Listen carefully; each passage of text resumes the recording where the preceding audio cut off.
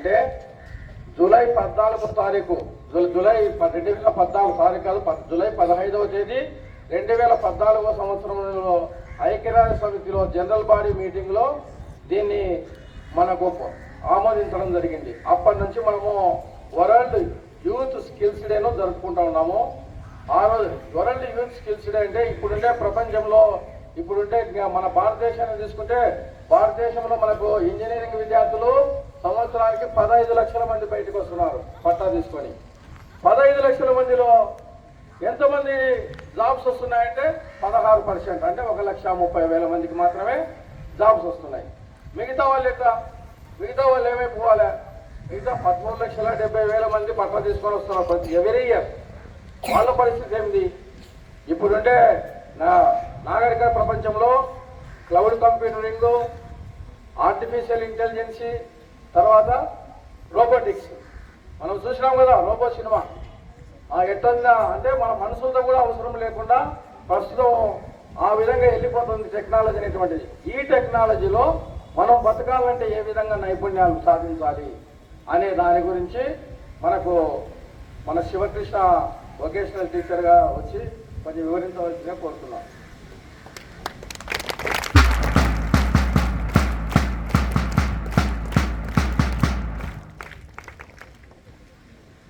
Good morning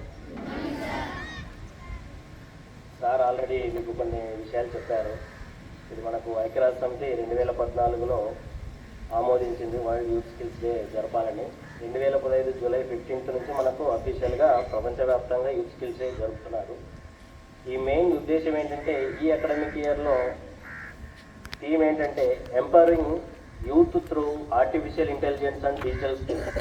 అంటే ఇప్పుడు ఇంత అడ్వాన్స్డ్ సిచ్యువేషన్లో ఉన్నాం కాబట్టి ప్రతి ఒక్కరు కూడా ఆర్టిఫిషియల్ ఇంటెలిజెన్స్ అంటే ఏంటి దాని గురించి బేసిక్ అవగాహన కలిగి ఉండాలి. అలాగే డిజిటల్ స్కిల్స్ గురించి ప్రతి ఒక్కరూ బేసిక్స్ తెలిసి ఉండాలి. ఎందుకంటే చదివినా చదవకపోయినా టెక్నాలజీ మన జీవితంలో ఒక భాగం అయిపోయింది. ప్రతి ఒక్కరు మొబైల్, ట్యాబ్ ఇవన్నీ వాడేస్తున్నాం, గ్యాడ్జెట్స్ అన్నీ. అది చదువు లేని వాళ్ళు కూడా వాడుతున్నారు. కాబట్టి ప్రతి ఒక్కరు అందులో ఉపయోగించే ఫీచర్స్ ఎటు ఉన్నాయంటే, ప్రజెంట్ అయితే ఆర్టిఫిషియల్ ఇంటెలిజెన్స్ అనేది ప్రపంచం మొత్తాన్ని నడిపిస్తుంది. కాబట్టి దాని గురించి ప్రతి ఒక్కరు అవగాహన కలిగి ఉండాలి అనేది మెయిన్ ఉద్దేశం. మనకు కేంద్ర ప్రభుత్వం ఇది మనకు 2016 నుంచి జనరల్ ఎడ్యుకేషన్తో పాటు స్కిల్స్ని ప్రతి విద్యార్థి కూడా నేర్చుకోవాలి.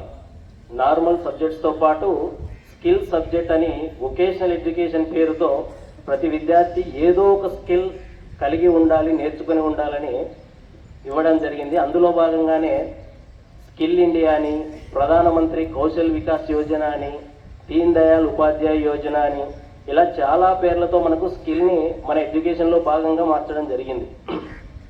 అందులో భాగంగానే మన రాష్ట్ర ప్రభుత్వం Andhra Pradesh state skill development corporation అనే పేరుతో స్కిల్స్ని మన ఎడ్యుకేషన్లో సమగ్ర శిక్ష ఆధ్వర్యంలో ఇన్బిల్డ్ చేయడం జరిగింది. 2016 నుంచి ఆంధ్రప్రదేశ్లో వొకేషనల్ ఎడ్యుకేషన్ మన స్కూల్స్లో ఇన్బిల్డ్ చేయడం జరిగింది. అందులో భాగంగా మన స్కూల్కి 2019లో 2 ట్రేడ్లు రావడం జరిగింది, ఎలక్ట్రానిక్స్ అండ్ ఐటీ. తరువాత పిఎం శ్రీ పథకం కింద కేంద్ర ప్రభుత్వం కొన్ని ఫెసిలిటీస్తో కొన్ని సెలెక్టెడ్ స్కూల్స్ని డెవలప్మెంట్ పేరుతో ఇంకొక ట్రేడ్ని కూడా మనకు శాంక్షన్ చేయడం జరిగింది. అది ఆటోమోటివ్. లాస్ట్ అకాడమిక్ ఇయర్ నుంచి మనకు స్కూల్కి వచ్చారు 3వ ట్రేడ్. ఈ అకాడమిక్ ఇయర్ నుంచి 3వ ట్రేడ్ కూడా మనకు అఫీషియల్గా మన స్కూల్లో డీల్ చేయడం జరుగుతుంది. ఆటోమోటివ్ అనేది ఆటోమొబైల్స్ గురించి నేర్చుకోవడం. అంటే ప్రతి ఒక్క ఇప్పుడు మనకు వెహికల్స్ అనేది ఒక భాగం అయిపోయింది కదా, రావాలన్నా పోవాలన్నా కార్ల గురించి. సో కారులో అడ్వాన్స్డ్ టెక్నాలజీ ఏంటి ఆటోమొబైల్లో, దాంట్లో చాలా ఉన్నాయి. తర్వాత ఐటీ అంటే ఏంటి?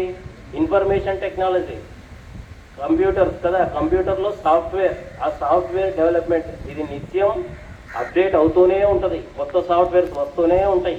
ఇది అందరికీ సుపరిచితమే. సార్ వాళ్ళకైతే మీకు కూడా ట్యాబ్స్ ఇచ్చారు కదా, ట్యాబ్స్లో మీకు అప్డేట్స్ వస్తూ ఉండేటివి, అవునా? యాప్స్ అప్డేట్ అవుతుండే.